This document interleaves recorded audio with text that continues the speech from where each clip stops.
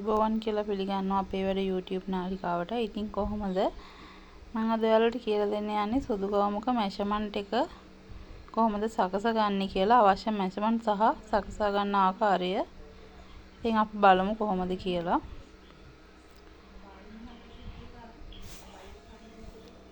ඉතින් අපට අවශ්‍ය වෙන මෙෂර්මන්ට් ටික තමයි මේ තියෙන්නේ.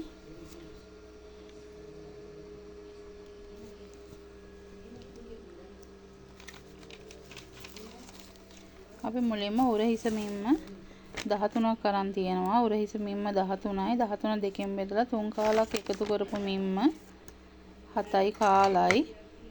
අපි මේ විදිහට ටේප් එකෙන් මෙෂර්මන්ට් එක හදාගන්නේ මේ ආකාරයට.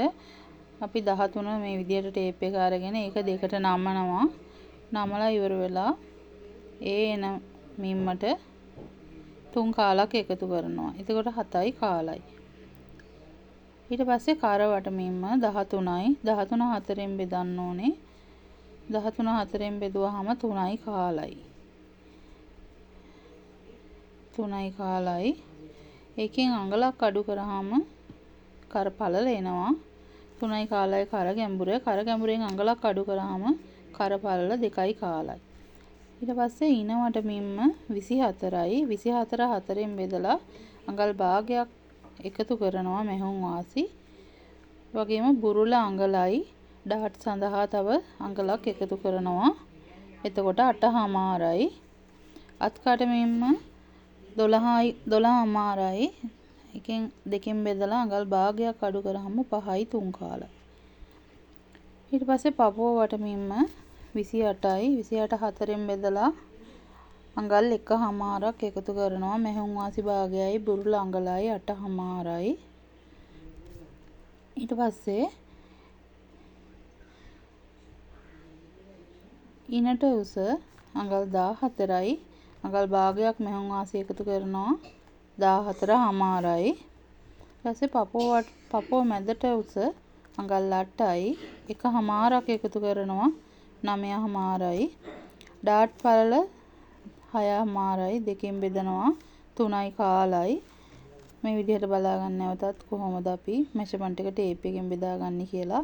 6හමාර දෙකට 6හමාරට අරන් ටේප් එක දෙකට නැමුවාම 3යි කාල එනවා. ඊට පස්සේ අපි අත දිග 7යි.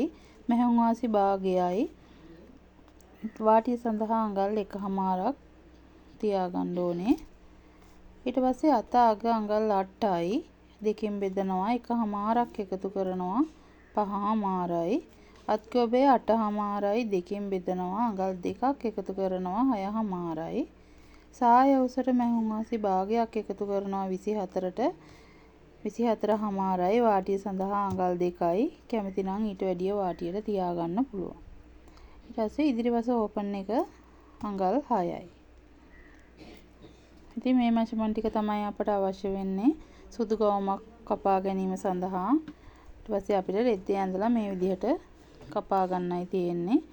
මම කලින් සුදු ගවම මහන වීඩියෝ ගෙනල්ලා තියෙනවා. ඔයාලා ඒවත් ගිහිල්ලා බලන්න. ඉතින් ඔයාලා හැමෝටම සුබ දවසක්.